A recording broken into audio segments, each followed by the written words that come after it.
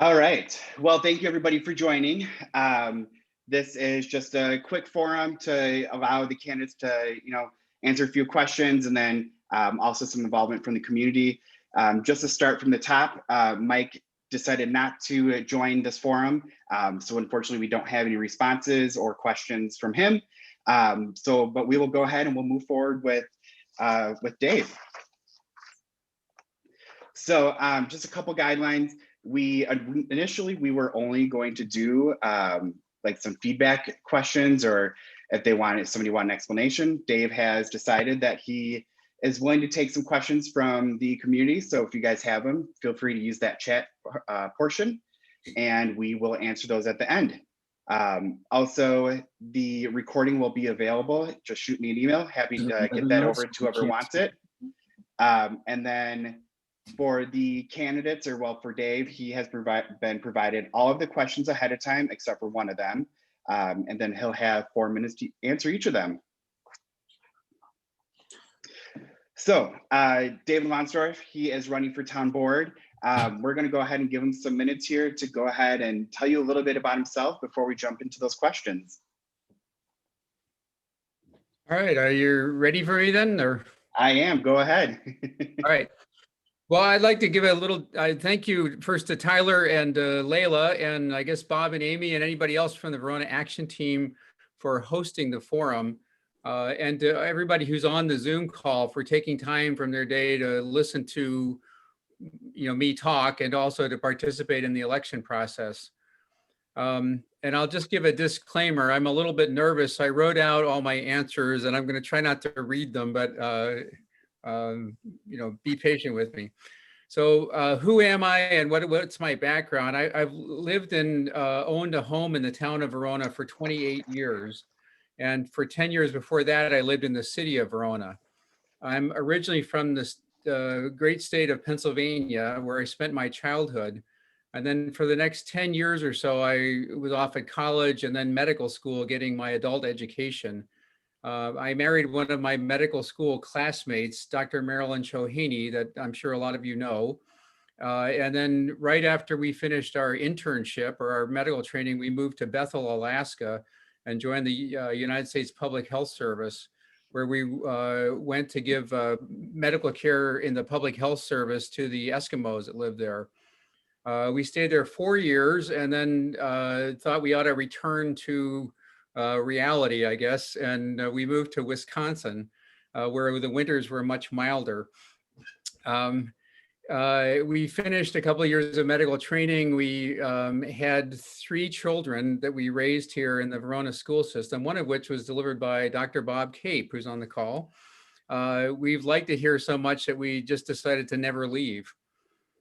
My career as a family practice physician was with the university, where I taught family practice residents, medical students, nurses, physician assistants, all while doing medical practice, first in the south side of Madison on Park Street, and then later in Mount Horeb.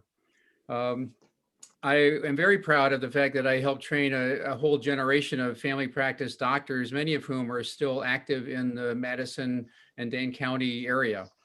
Another thing I'm proud of is that as a volunteer, I joined the board of the Madison Community Health Center. There was a small struggling clinic on the east side of Madison.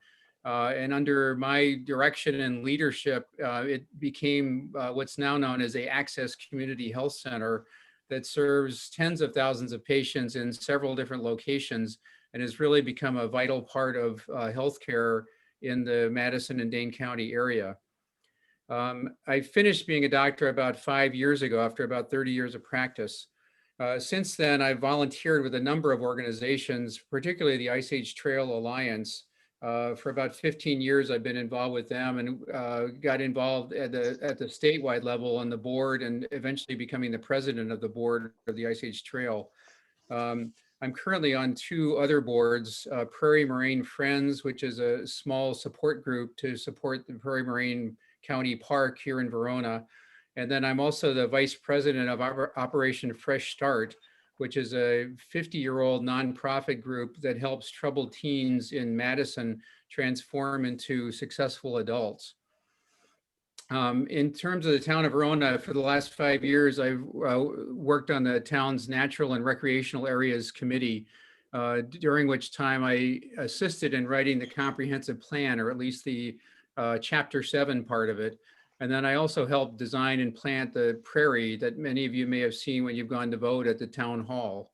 That's now entering its 4th year and is going to have its first prescribed burn coming up this spring.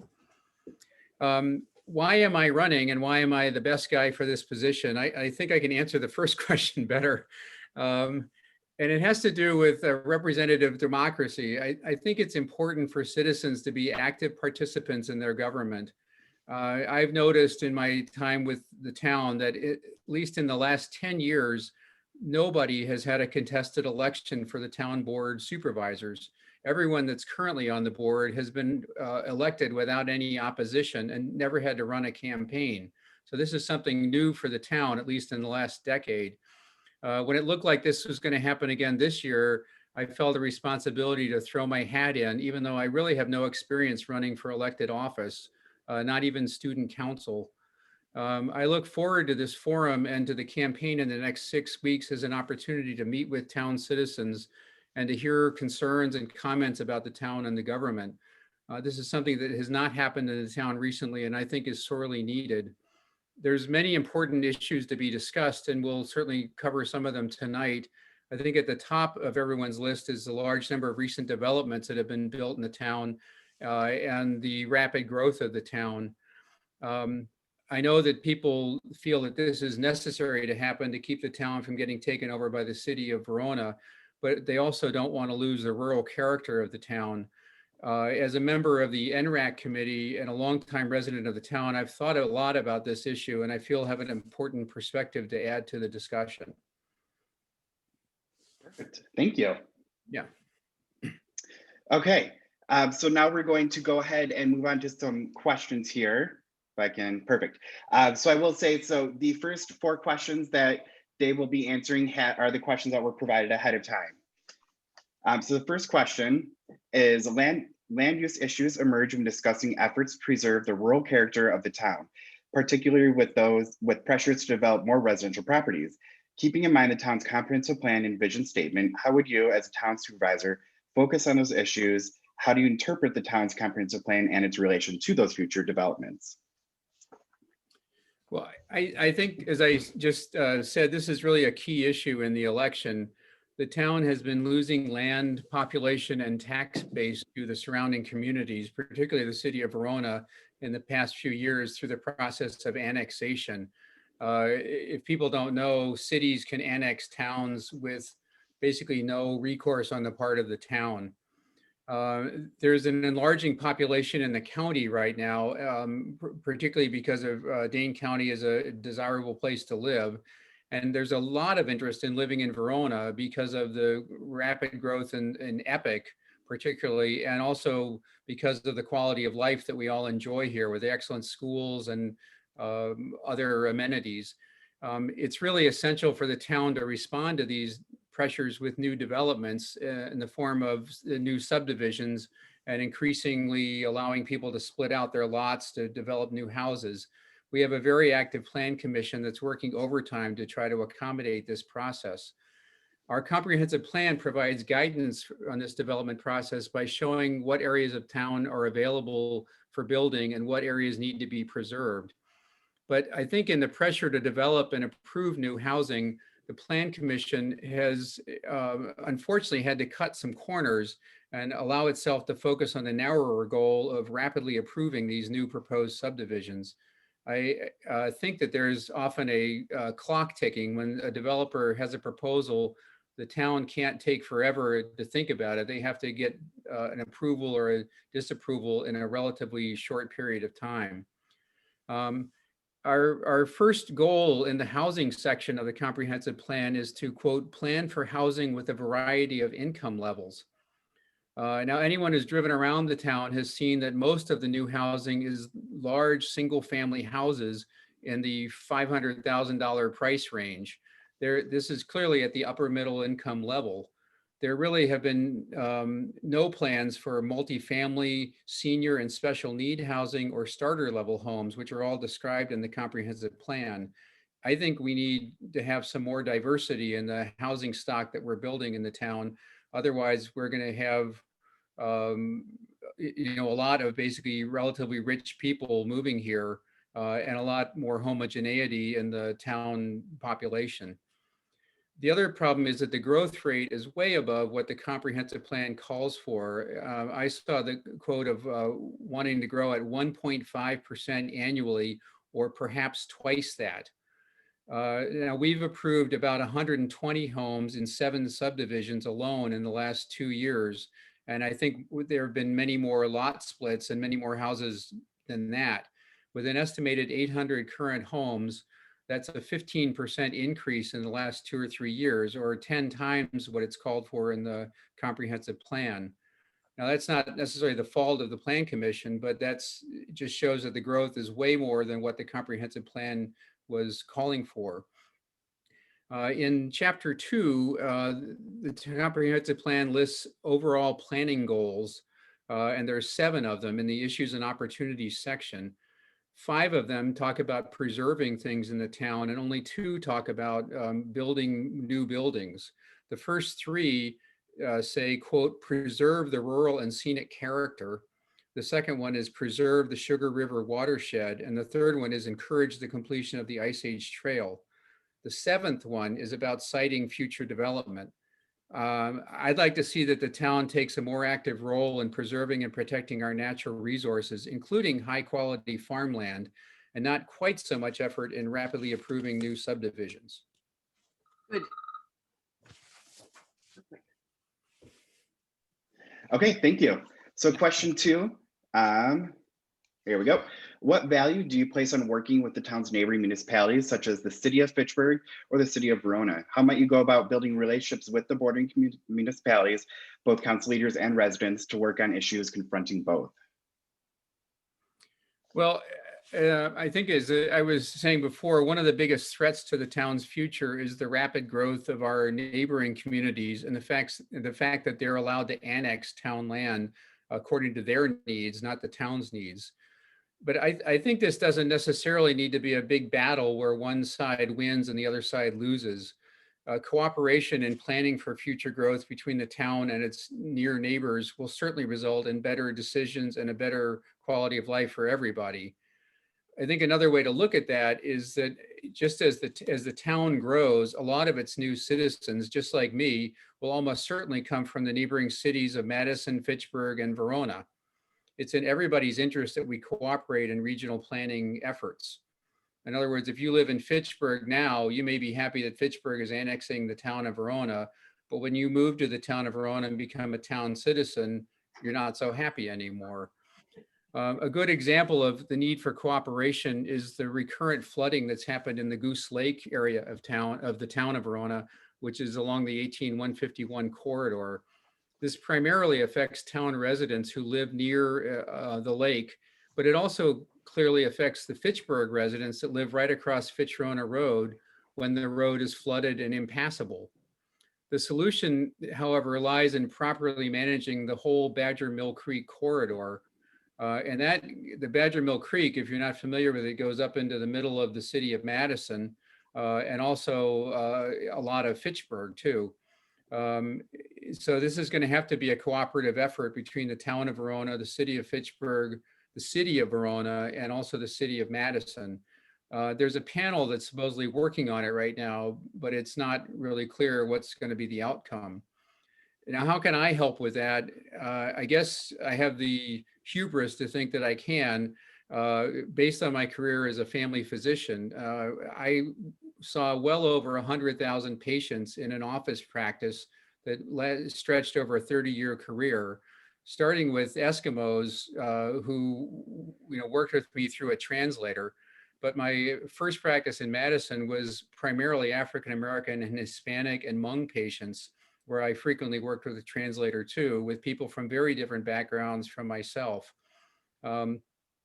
I finished my career by working in an urgent care center where people, mostly from the university, were from all over the world. There were many, many African and Middle Eastern patients, with very different backgrounds.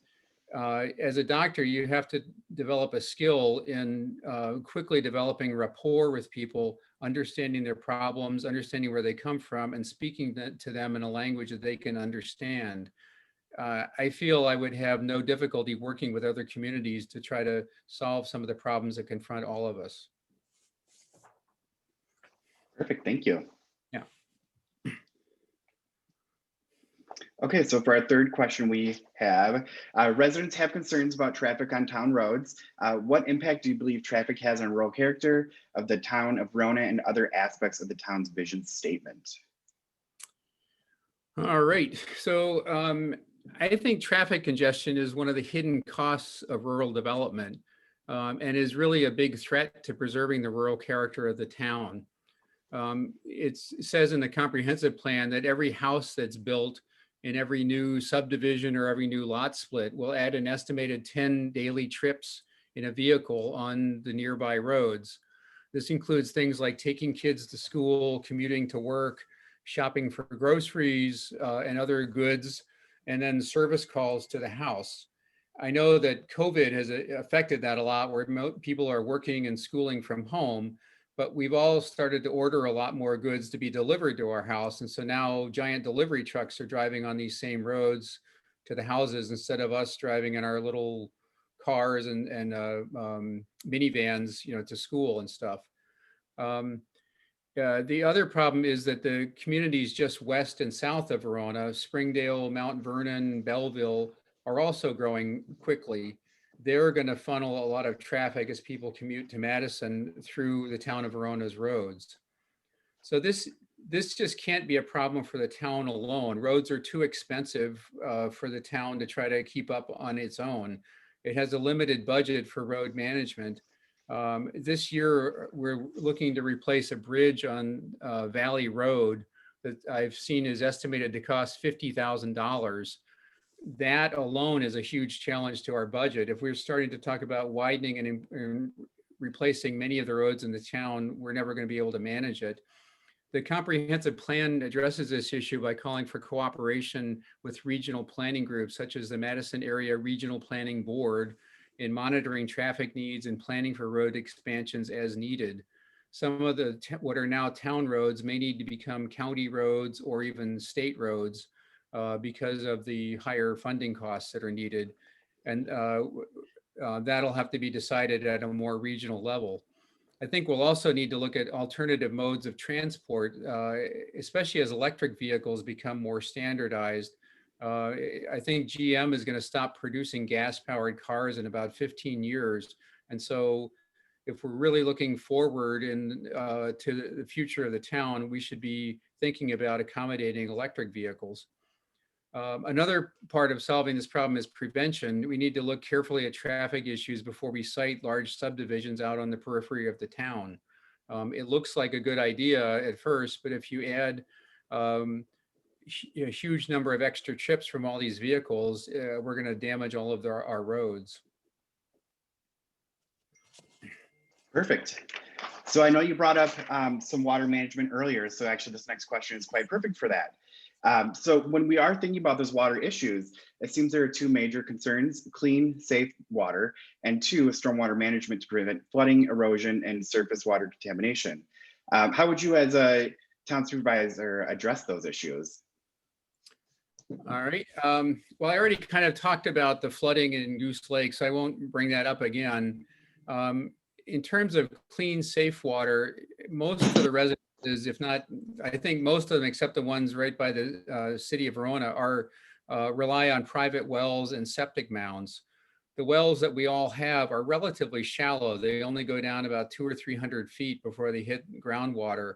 And they tap into water that's relatively near the surface. It makes them susceptible to several sources of contamination. The first is the septic mounds that we also all have at our houses. If there are too many of them or they aren't functioning properly, they can eventually contaminate the nearby wells, including your own well. And I think everybody that owns a home has to be aware of this. Second problem is farm runoff from improper manure spreading or excess use of farm fertilizers or pesticides. A third source of contamination is from large open gravel pits, which are common along the Sugar River and can allow groundwater contamination by breaching the barrier between the surface and the deeper layers, and allowing contamination to enter the groundwater. I think as bad as these problems sound, they can all be prevented by proper regulation. You're supposed to get your septic mound pumped every 2 or 3 years. Gravel pits are regulated, and if they're properly regulated, they shouldn't allow groundwater to be contaminated. And the same thing is true with farm practices in terms of manure spreading and the amount of chemicals that they're using. I think a more difficult problem is the stormwater management or stormwater runoff. The town of Verona is in the floodplain of both the Sugar River and Badger Mill Creek.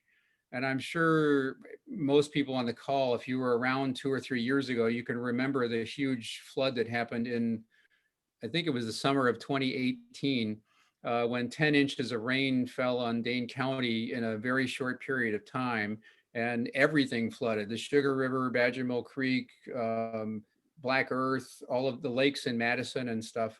So this problem will likely become worse in the future because of global warming, which is forecast to cause increased numbers of severe storms. And I think also in Dane County, because of all the increased development, causing increased runoff from all the new houses and roads. So a local solution to that is to ensure proper siting and management of stormwater basins in the new developments. This is the purview of the Plan Commission. And when I've listened to them doing their work, they spend a lot of time doing this. I'm not going to claim that they're doing it perfectly, but we need to rely on the Plan Commission to do its job well. If I was a town supervisor and was on the Plan Commission, I would look at this and spend a lot of time focusing on this. Another local solution that can help immensely is to encourage new developments to incorporate rain gardens and even prairies or native plantings in runoff channels. Rain gardens and prairies with roots that go down 10 and 20 feet can act like a sponge and can soak up lots and lots of water runoff. The town prairie that I helped design and plant is a demonstration project really designed to encourage homeowners to do this. A larger scale solution is to look at what the town can do to participate in the solution to global warming. I think it's everybody's responsibility to help us face what's arguably mankind's greatest threat in the next few decades. It would take a lot more time than we have available today to list all the possible solutions, but the town can encourage residents to consider solar power in their homes, driving electric vehicles, planting more native trees and grasses to help soak up atmospheric carbon. On my house, we recently installed solar panels on our roof. And last year, we prevented 5 tons of CO2 pollution from entering the atmosphere just from my house alone. If all the 800 homes in the town did this, that would be 4,000 tons of CO2 a year. It's not enough to end global warming, but it certainly could add to part of the solution. Okay, thank you so much. Yeah. And so for your last question, so what are some major issues that you might see for the town of Verona, both long-term or short-term? And do you think any of those issues, or do you think in general, there are any governance issues that can be improved? All right, I got to think about this a little. I sort of talked about some of this already. Sure. I think development, roads, traffic, water management, as you've asked, those are all part of both short and long-term issues. I think maybe I'll focus on the governance and re-emphasize the point I made in the beginning about citizens getting involved in the town. The reason I'm running is to try to create a dialogue with people like the people that are on this call, and between candidates that are running for supervisors of the town board. I'm sorry that Mike Duerst was unable to participate because I don't necessarily want to have a debate or an argument or something, but I think everybody has kind of different ideas and different ways that they would answer the questions that I've answered tonight. And I think the variety of input is what makes us come up with more creative and better solutions to the issues that we've been talking about. When we don't have political contests, people get sort of complacent, both the supervisors that don't have to ever really answer or put themselves up in front of the voters, just sort of feel like I must be doing the right thing. No one's complaining about what I'm doing. And I think the voters also feel somewhat disenfranchised, like, well, there's no other candidate. Why should I even bother to vote? If the guy gets one vote, he's going to, he'll be on the board. And I think that's really a bad situation. You get the government that you kind of deserve. And if you don't take part in it, we're going to have not as effective a government. The other thing that concerns me is as I've been on the committee that I've been on, and as I've been preparing to sort of run for the board, I've been trying to learn more about the town. The major way to do that, I think, is to go to the town website. And I would challenge anybody on the call, go to the town website and try to get minutes from any of the committees that have met in the last year or two. I can't find any minutes. I'm sure they're there somewhere if you have like the secret code or some way to get at it. But the most recent minutes that I've seen posted for the town are in like May of 2020. Let's say there was an issue in the Plan Commission that you were particularly interested in and you wanted to know how the meeting went in January where they discussed that issue. You can't find the minutes anywhere on the website without being some kind of expert to try to find them out. When that happens, people more or less give up. They just say, well, I don't know what's going on. I don't really vote for any of those people. I guess I don't really care anymore. And I think that's a bad situation. So that has to do with governance. And I hope that that's going to get changed. I'd like to see the town have a regular informative newsletter to the citizens. I'd like to see competitive elections. I'd like to see people involved on committees. I'd like to even see volunteers coming and helping the town do its business better in terms of communicating and other issues. And I think that's all possible, but unfortunately isn't really happening right now. Okay, thank you so much. So that it Sure. does take care of it for the questions that we had for Dave. So we did, even though Mike was not able to join today, we did find it very important that people have a way to contact him if they do have any questions. So we have both an email and a Facebook page for Dave for his campaign, and then we do also have the contact email that Mike provided to us. If anybody would like to reach out to to either one of them to ask any more clarification questions. And then with that, I will ask the other panelists if there are any follow-up questions or anything that that I can't see. Yes, there are two. The first one is from a resident of the town who asks, you talked about multifamily and low-income housing. How are you wanting to add this to the town? And if so, where? Well, this is, I appreciate the question because it's a difficult question. Multifamily housing probably is not going to work with a well and a septic mound. It's just too much need for water and too much sewage.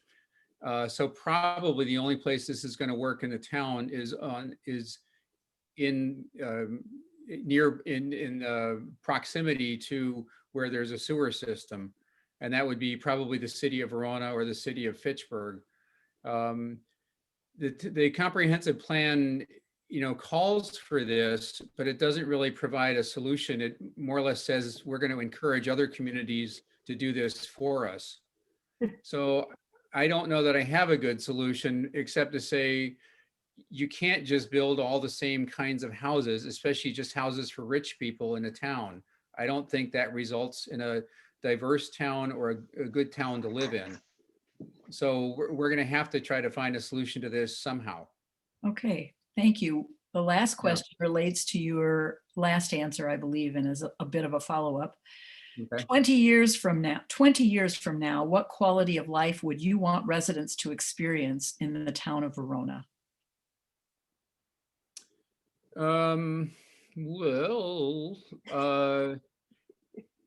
You know, one thing I'd like to see, I've been a proponent for the Ice Age Trail. I'd like to see the Ice Age Trail completed.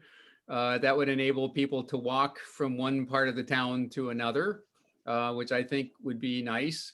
Biking is huge in Dane County. Madison is known for its biking system, and certainly a lot of people ride around the town on town roads. As we increase traffic, it's going to make a lot of the put a lot of the bicyclists in danger.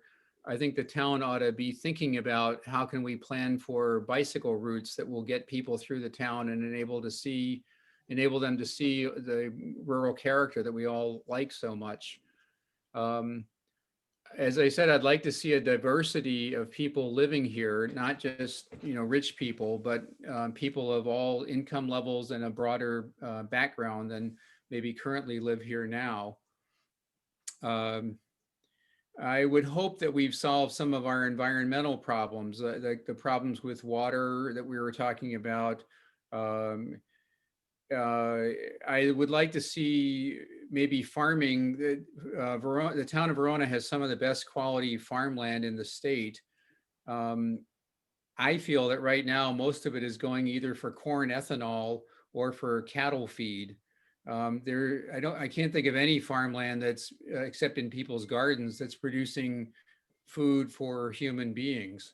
I would like to see a couple of large CSAs occupying some of the farms in the Sugar River Valley, or the farmers turning their attention to that kind of thing and producing local food that we all could be eating and that we could get at a local farmer's market. So I guess that's my thoughts just off the top of my head. Do we have time for one more, Tyler, or shall I suggest that the last person? I'm fine, Dave, if you have time. It sounds like we've got one more for you. Okay. The last question then is from another town person. It says, what would you do about apathy in the town? The last pre-COVID town meeting only had 35 people attend.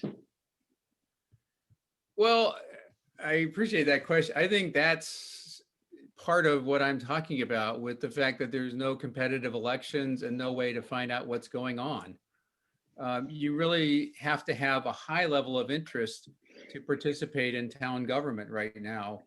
I think if there were regular communications about what was going on with the town board and what are the issues that we're dealing with, there would obviously be more interest on the part of people that didn't like the decisions, or they did like the decisions, or wanted to have different things discussed. So part of the apathy is just the lack of communication. So I think that's most of it, in fact. I don't think people are naturally apathetic. It's just that when they find that there's no way for them to find out anything about what's happening, they'll just give up. Okay, thank you. Yeah. Thank you. So with that, that concludes our forum. If anybody does want any of the contact information on this previous page and didn't have time to write it down, certainly feel free to send me an email there. I'm happy just to copy and paste it into the body of an email for you. And then just another reminder that voting for the town board is April 6th. All right. Thank you again to Tyler, Layla, Bob, Amy, whoever else helped put this on. Thank you so much. You're welcome.